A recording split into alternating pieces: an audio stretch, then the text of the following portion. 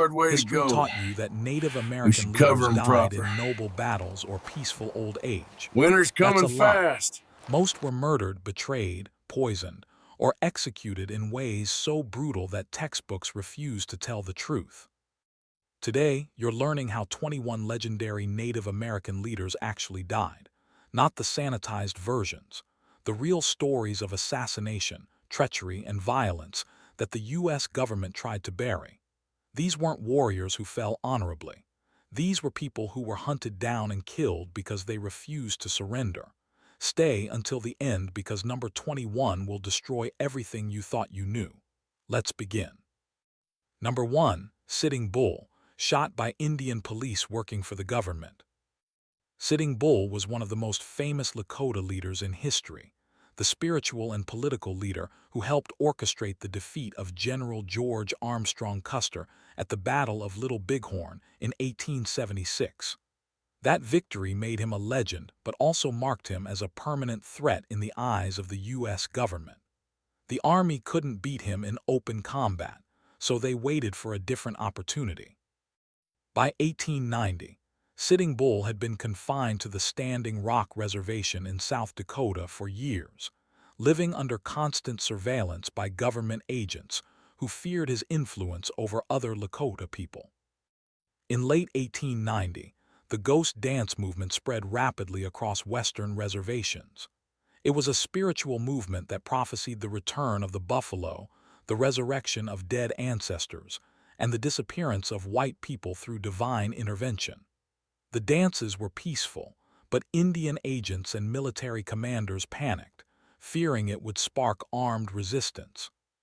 Sitting Bull hadn't started the ghost dance movement and wasn't even particularly invested in it, but the government feared he would use it to lead an uprising because of his immense influence and reputation. On December 15, 1890, at dawn, 43 Indian police officers, all Lakota men who worked for the Bureau of Indian Affairs, surrounded Sitting Bull's cabin on the Standing Rock Reservation. These weren't white soldiers.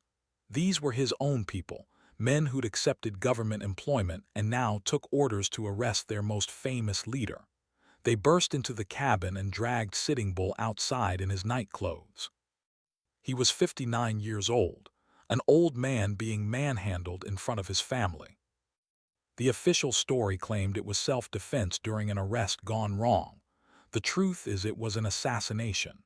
The government wanted Sitting Bull dead because he was still a symbol of resistance, even confined to a reservation. They used Lakota police to do it so they could claim Indians killed him, not the U.S. government. It was murder by proxy, designed to avoid political backlash. Sitting Bull's body was buried in a corner of the Fort Yates Military Cemetery, not with honors but like a criminal. Years later, his remains were moved by relatives who wanted him buried properly on Lakota land. But the manner of his death, shot by his own people on government orders, remains one of the darkest betrayals in Native American history. Number 2, Crazy Horse, bayoneted while being held by a former friend. Crazy Horse was an Oglala Lakota war leader who never signed a treaty and never lived on a reservation willingly. After years of fighting, he finally agreed to come to Fort Robinson, Nebraska, in 1877 under promises of peace talks. It was a trap. The Army wanted him imprisoned or dead because even in surrender, he was too influential and too defiant. On September 5, 1877, soldiers tried to force Crazy Horse into a guardhouse that was actually a jail cell. When he realized he was being imprisoned, he resisted. His former friend Little Big Man, who'd become a government scout, grabbed Crazy Horse and held his arms from behind. While Crazy Horse struggled, a soldier named William Gentles drove a bayonet into his back, piercing his kidney. Crazy Horse collapsed, bleeding heavily. They carried him to the adjutant's office and laid him on the floor. He died that night, around midnight, at approximately 33 years old. His parents took his body and buried it in a secret location that's never been found.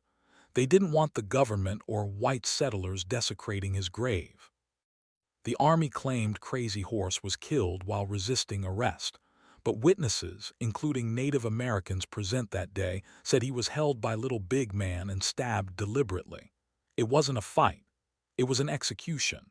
The government wanted him dead, and they used a former ally to restrain him while a soldier did the killing. Crazy Horse never got his peace talks. He got a bayonet in the back. Number 3, Chief Joseph, died of a broken heart in exile. Chief Joseph of the Nez Perce didn't die violently, but his death was just as tragic. In 1877, the Nez Perce were forced off their land in Oregon. Chief Joseph led his people on a 1,170-mile retreat toward Canada, fighting the U.S. Army in multiple battles and nearly escaping. Just 40 miles from the Canadian border, they were surrounded and forced to surrender. Chief Joseph famously said, "I will fight no more forever," and surrendered his rifle. The government promised his people could return to their homeland in Idaho. It was a lie. Instead, they were sent to Indian Territory in Oklahoma, a disease-ridden reservation where many died from malaria and starvation. Joseph spent years petitioning the government to let his people go home. They refused. In 1885, some Nez Perce were finally allowed to return, but not Joseph. He was considered too dangerous and was sent to the Colville Reservation in Washington, far from his ancestral land. He spent the rest of his life in exile, never seeing his home again. On September 21, 1904, Chief Joseph died sitting by a fire. The reservation doctor said he died of a broken heart. He was 64 years old. The tragedy of Chief Joseph's death is that he did everything right. He fought brilliantly, he surrendered honorably, he trusted the government's promises. And they destroyed him anyway, not with bullets but with exile and broken promises. He died knowing his people would never be free, never go home, and that everything he fought for had failed. Number 4, Geronimo, prisoner of war who died from pneumonia after being thrown from a horse. Geronimo, the Apache leader whose real name was Goyal, resisted U.S. and Mexican forces for over 30 years, becoming one of the last Native American leaders to formally surrender. He fought not for conquest but for survival, defending Apache land and people against settlers, miners, and soldiers who were systematically destroying everything his people depended on. In 1886, after years of running, hiding, and fighting with a band that sometimes numbered fewer than 40 people, including women and children, Geronimo finally surrendered to General Nelson Miles. Miles promised that Geronimo and his people would be reunited with their families, that the exile would be brief, and that they could eventually return to Arizona. It was all lies, deliberate lies made to secure surrender. Instead, Geronimo and his band, along with Apache scouts who'd helped the U.S. Army hunt him, were shipped to Florida as prisoners of war. They were held at Fort Pickens and Fort Marion, where many died from diseases they'd never been exposed to before. Then they were moved to Mount Vernon Barracks in Alabama, where even more died. Finally, in 1894, they were moved to Fort Sill in Oklahoma. Geronimo would never see Arizona again. He remained a prisoner of war for 23 years, from 1886 until his death in 1909. During that time, he was paraded at exhibitions and fairs like a circus attraction. He appeared at the 1904 World's Fair in St. Louis, where he sold photographs of himself and bows and arrows he'd made to tourists who wanted to see the famous Apache warrior in captivity. He rode in Theodore Roosevelt's inaugural parade in 1905, a broken old man displayed as a symbol of America's triumph over the frontier. But here's what history leaves out. Geronimo had been asking for years to return to Arizona. The government refused every request. Some historians believe Geronimo's drinking and recklessness in his final years was depression and resignation. He knew he'd die in Oklahoma as a prisoner, never seeing his homeland again. His fall from the horse might have been an accident, or it might have been a man who'd given up. Geronimo's skull was reportedly stolen from his grave by members of Yale's Skull and Bones Society in 1918, including Prescott Bush, grandfather of President George W. Bush. His remains were desecrated even in death, and his descendants have fought for over a century to get his bones back and rebury them properly on Apache land. Number 5. Osceola, imprisoned and died under mysterious circumstances in a fort. Osceola was a Seminole leader who fought fiercely against U.S. removal efforts in Florida during the 1830s. The army couldn't defeat him in the swamps, so they used treachery. In 1837, General Thomas Jessup invited Osceola to peace talks under a white flag of truce. When Osceola arrived, unarmed and expecting negotiations, he was arrested and imprisoned. He was taken to Fort Marion in St. Augustine, then transferred to Fort Moultrie in South Carolina. Within months, Osceola's health deteriorated rapidly. On January 30, 1838, he died at approximately 34 years old. The official cause was quinsy, a throat infection, but many believe he was poisoned or deliberately denied medical care. What makes his death even more grotesque is what happened after. The fort's physician, Dr. Frederick Weedon, decapitated Osceola's body and kept the head as a trophy. Weedon displayed the severed head in his medical office and reportedly hung it on his children's bedpost when they misbehaved. The head eventually ended up in a medical museum in New York, where it was destroyed in a fire in 1866. Osceola's body was buried at Fort Moultrie, but without his head. For over 180 years, he's remained incomplete, a deliberate act of desecration meant to humiliate even in death. The betrayal of the white flag truce and the mutilation of his body represents the depths of dishonor the U.S. military employed against Native American leaders. Number 6. Tecumseh, killed in battle, but his body was mutilated beyond recognition. Tecumseh, the Shawnee leader who tried to unite tribes against American expansion, died fighting in the Battle of the Thames in Ontario, Canada, on October 5, 1813. He was fighting alongside British forces against American troops. During the battle, Tecumseh was shot and killed, but what happened next was barbaric. American soldiers found his body and mutilated it. They skinned strips of flesh from his back and legs to keep as souvenirs. Some accounts say his body was carved up so extensively that it was unrecognizable by the time they finished. His remains were never properly identified or recovered. To this day, no one knows where Tecumseh is buried because his body was so desecrated that it couldn't be distinguished from other dead on the battlefield. The man who likely shot Tecumseh, Colonel Richard Mentor Johnson, used the killing to launch a political career.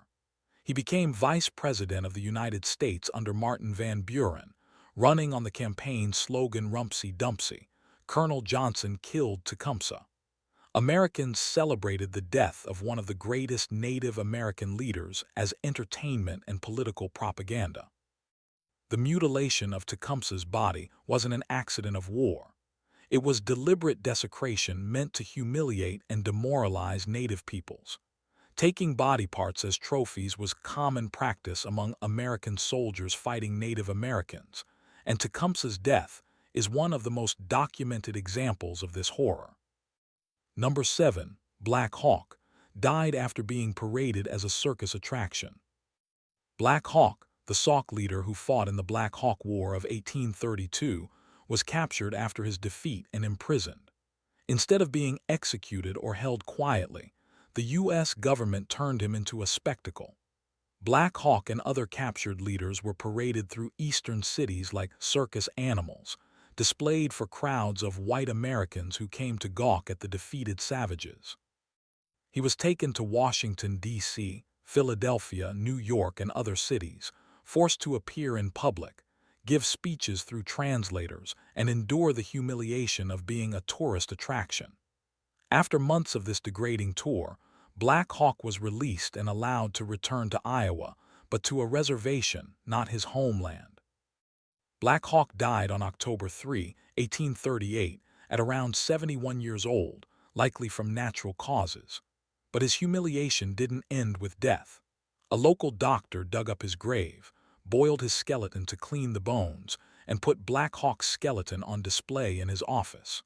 The skeleton was later moved to a museum, where it remained until the building burned down in 1855. Black Hawk's treatment, both in life and death, was designed to break Native American resistance through humiliation. The message was clear. Even your greatest leaders will be reduced to carnival attractions and museum displays. Your dignity means nothing. The psychological warfare of treating human beings as curiosities was as effective as bullets in destroying native cultures. Number 8, Cochise, died free, but his grave was hidden to prevent desecration. Cochise, the Apache leader who fought Mexican and American forces for decades, was one of the few who managed to negotiate a peace that let him stay on his ancestral land. In 1872, he agreed to stop fighting in exchange for a reservation in Arizona's Dragoon Mountains. He lived there peacefully until his death on June 8, 1874, likely from stomach cancer or another illness. He was approximately 64 years old. But Cochise knew what happened to famous Native American leaders after death.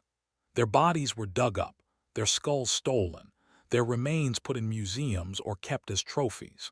So when he died, his warriors took his body deep into the Dragoon Mountains and buried him in a secret location. They killed his horse and dogs and buried them with him according to Apache custom. Then they swore never to reveal where he was buried. To this day, no one knows where Cochise rests. Treasure hunters, archaeologists, and grave robbers have searched for over 150 years and found nothing. His people kept the secret so well that the location died with them. Cochise is one of the only major Native American leaders whose grave was never desecrated, and that's only because his people hid him so thoroughly that white Americans couldn't find him. The fact that hiding your leader's grave was necessary to protect his remains shows the utter disrespect and desecration Native peoples faced. Dying with dignity wasn't enough. You had to disappear completely, or your bones would end up in a museum. Number 9. Mangus Coloradas, invited to peace talks then murdered and decapitated. Mangus Coloradas, whose name means red sleeves, was a prominent Apache leader and the father-in-law of Cochise. He was a giant of a man, reportedly standing over 6.5 feet tall, a towering figure both physically and as a leader among the Apache people. For decades, he fought against Mexican and American encroachment on Apache land. By 1863, he was in his 70s, tired of war, and hoping to negotiate a lasting peace that would allow his people to live without constant violence. In January 1863, Mangus Coloradas was invited to peace talks with U.S. Army officers at Fort McLean in New Mexico, later renamed Fort West. He came under a white flag of truce, unarmed, expecting negotiation in good faith. Instead, the moment he entered the fort, he was arrested and imprisoned.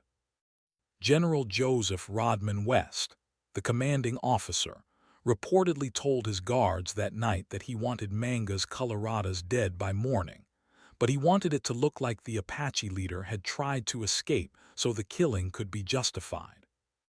That night, January 18, 1863, soldiers heated their bayonets in a fire until they were red hot, then tortured Mangus Coloradas by pressing the burning metal against his legs and feet while he was chained and helpless. When he reacted to the unbearable pain and moved, the soldiers claimed he was trying to escape. They opened fire and shot him to death. The next morning, a military surgeon named Dr. David Bascom Sturgeon decapitated Mangus Coloradas's body, boiled the head in a large pot to remove the flesh and soft tissue, and prepared the skull for shipment. Mangus Coloradas was in his 70s when he was murdered. He'd come to peace talks because he was tired of war and wanted to protect his people. He was tortured, executed, and decapitated for it. His descendants spent over a century trying to get his skull back from the Smithsonian. It wasn't returned until 2023, 160 years after his murder.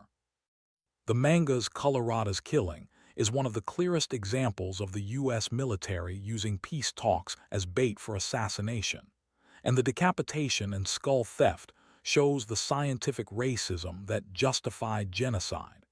Native American bodies were treated as specimens to be studied, not human remains to be respected.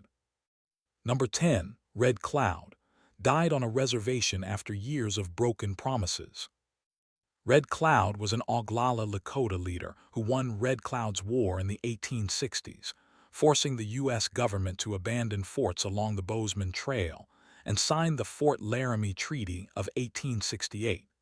It was one of the few wars Native Americans decisively won, but the victory was temporary.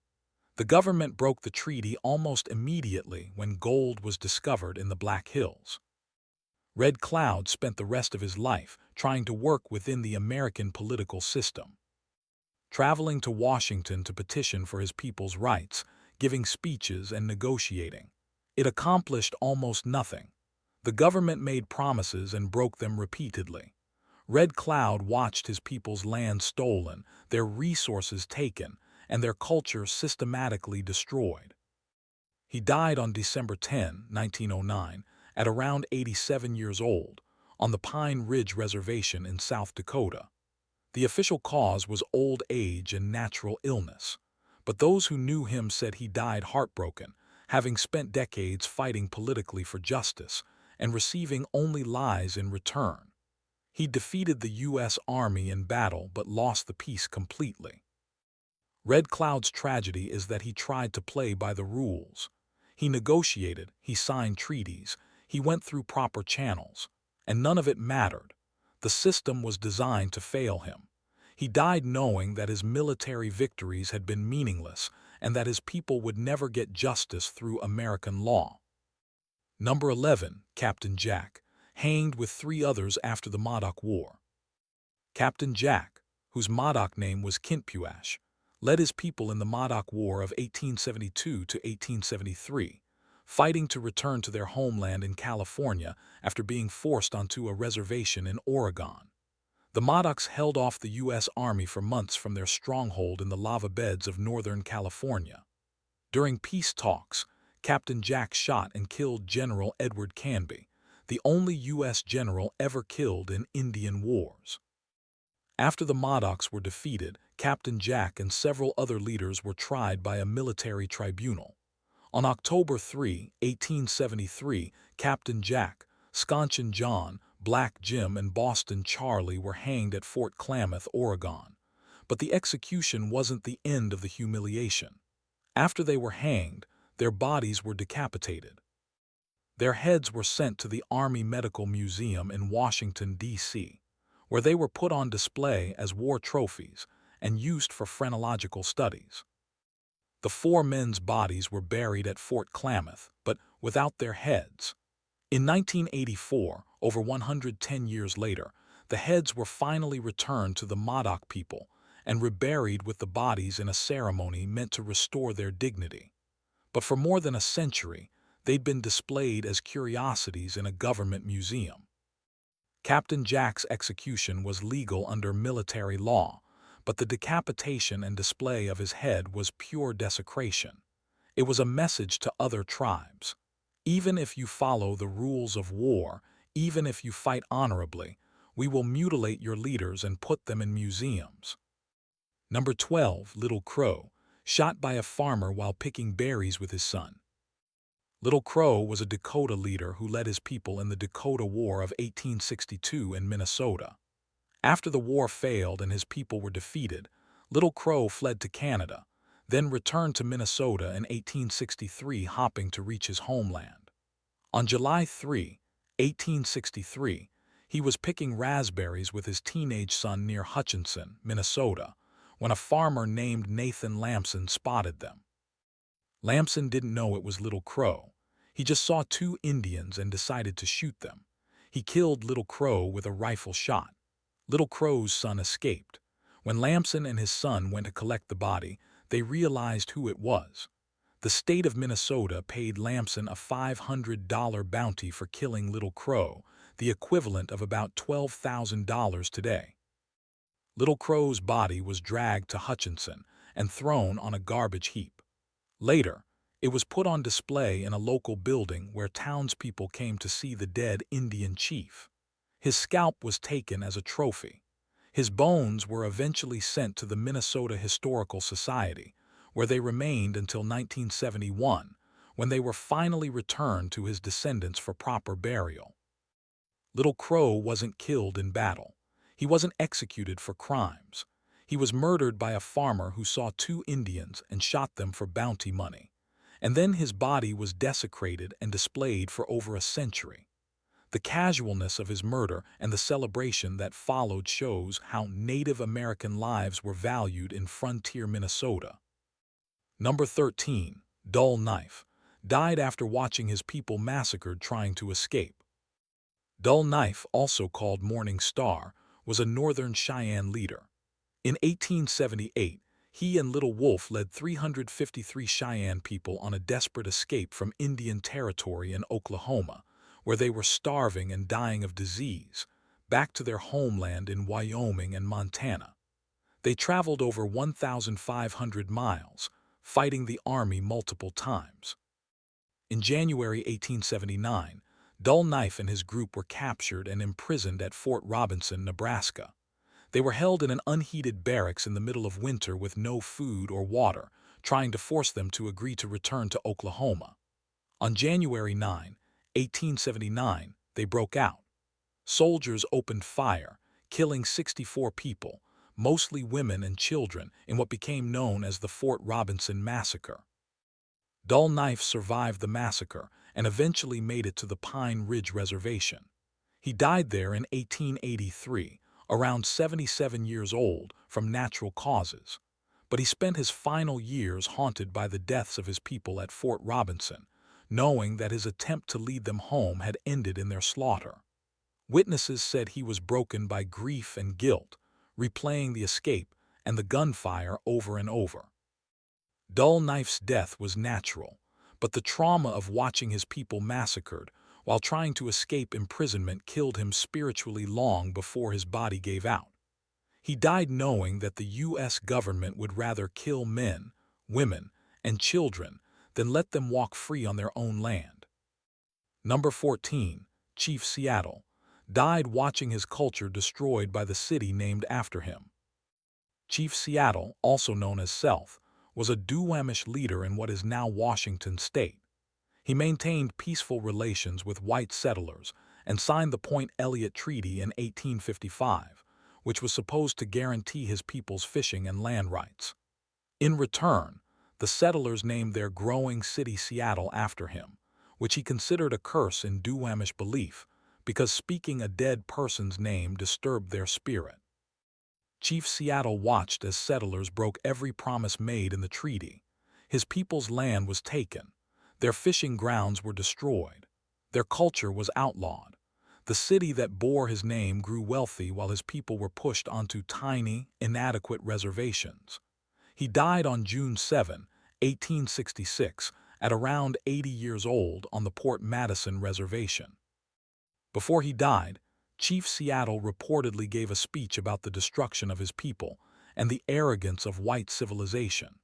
The speech was later heavily edited and romanticized by white writers who made it sound more poetic and conciliatory than it actually was. The real Chief Seattle was angry and heartbroken, not mystically accepting of his people's destruction. The city of Seattle thrived. The Duwamish tribe was never federally recognized and spent the next 150 years fighting for the treaty rights they were promised. Chief Seattle's name became famous, attached to a major American city, while his actual people remained invisible and dispossessed. He died knowing his name would outlive his nation, but not in the way anyone should want. Number 15, R.A., died after years of trying to negotiate peace and being betrayed. R.A. was a Ute leader who spent his life trying to find peaceful solutions with white settlers and the U.S. government. He negotiated treaties, traveled to Washington to meet with presidents, and worked to prevent violence. He was considered a skilled diplomat. In return, he watched the government break every agreement, shrink his people's territory repeatedly, and force them onto smaller and smaller reservations. R.A. died on August 24, 1880, at around 46 years old, likely from kidney disease. But many who knew him said the stress of constant betrayal, the weight of watching his people lose everything despite his diplomatic efforts, and the realization that peace through negotiation was impossible had destroyed his health. He died knowing he'd failed to protect his people through peaceful means. What makes his death more tragic is that even after death, he wasn't left alone. His body was buried in a secret location by his wife Chipta because they knew grave robbers would come. Despite their precautions, his remains were eventually found, disturbed, and reburied multiple times. Even Array, who'd done everything the government asked, couldn't rest in peace. The message was clear. It didn't matter if you cooperated or resisted. If you fought, they killed you. If you negotiated, they betrayed you and took everything anyway. Array's death symbolizes the futility of trying to work within a system designed to dispossess you. Number 16, Quanah Parker, died watching the buffalo disappear and his people confined. Quanah Parker was the last chief of the Comanche. The son of a Comanche war leader and a white woman who'd been captured as a child and raised Comanche. He fought fiercely against buffalo hunters and settlers who were destroying the buffalo herds that sustained Comanche life. He finally surrendered in 1875 after the buffalo were nearly extinct, killed systematically by white hunters hired specifically to starve the Plains tribes into submission. Quanah lived on a reservation for the rest of his life. He adapted, learned English, became wealthy by leasing Comanche land to white ranchers, and even became friends with Theodore Roosevelt. But he died on February 23, 1911, at around 66 years old, from heart failure that many believe was brought on by the grief of watching his people's way of life completely destroyed. The Comanche had been the most powerful tribe on the southern plains, controlling a vast territory and striking fear into enemies. Within Quanah's lifetime, they went from that to impoverished reservation dwellers dependent on government rations. Quanah saw it all happen. He saw the buffalo disappear. He saw his people broken. And he died knowing the Comanche would never ride free again. Quanah is often portrayed as a success story because he became wealthy and influential on the reservation. But that wealth came from leasing his people's land to the people who'd conquered them. It was survival, not success. And he died wealthy but heartbroken. Number 17, Roman Nose, killed in battle after his war bonnet was broken. Roman Nose was a Cheyenne warrior who believed his war bonnet, made with specific spiritual rituals, gave him protection in battle. He'd fought in dozens of conflicts and never been wounded. But before the Battle of Beecher Island in 1868, his bonnet was handled by a woman during her menstrual period, which violated the spiritual protections and made it powerless. Roman Nose knew this but was pressured by other warriors to fight anyway. On September 17, 1868, Roman Nose charged U.S. Army scouts defending on Beecher Island in Colorado. He was shot and killed during the charge. He was around 38 years old. His death devastated Cheyenne morale because he'd been considered nearly invincible. The loss of such a powerful warrior showed that the old ways, the spiritual protections, weren't enough to stop bullets. Roman Nose's death wasn't just a military loss. It was a symbolic breaking of Native American spiritual confidence. If a warrior protected by sacred rituals could be killed, what protection was left? His death accelerated the psychological collapse of Plains Indian resistance as much as any military defeat. Number 18, Victorio, killed in Mexico with most of his band. Victorio was an Apache leader who fought against confinement on reservations in New Mexico. In 1879, he and his followers left the reservation and spent over a year raiding across New Mexico, Texas, and Mexico, trying to survive and resist. The U.S. and Mexican armies pursued them relentlessly. On October 14, 1880, Mexican forces trapped Victorio and his band at Tres Castillos in Chihuahua, Mexico. In the battle that followed, Victorio and most of his warriors were killed. Some accounts say Victorio was shot by Mexican soldiers. Others say he killed himself rather than be captured. He was around 50 years old. Only a handful of survivors, mostly women and children, escaped. Victorio's death was brutal and final. He died fighting because surrender meant confinement on a reservation where his people were starving. His choice was slow death by starvation and disease on a reservation or quick death fighting. He chose fighting. And the Mexican army, working with U.S. forces, made sure there were no survivors to continue his resistance. Number 19, Pocahontas, died far from home under mysterious circumstances. Pocahontas, the Powhatan woman who'd helped English settlers at Jamestown, was kidnapped by colonists in 1613 and held as a political hostage. While captive, she converted to Christianity, took the name Rebecca, and married John Rolfe, an English tobacco planter. In 1616, she was taken to England as a propaganda tool to show that Indians could be civilized. In March 1617, as she was about to return to Virginia, Pocahontas became ill and died at Gravesend, England. She was only about 21 years old. The official cause was illness, possibly smallpox, pneumonia, or tuberculosis. But some historians suspect she was poisoned because she'd begun speaking out about the mistreatment of her people, making her a liability to the Virginia Company's marketing campaign. Pocahontas died thousands of miles from her homeland, separated from her family and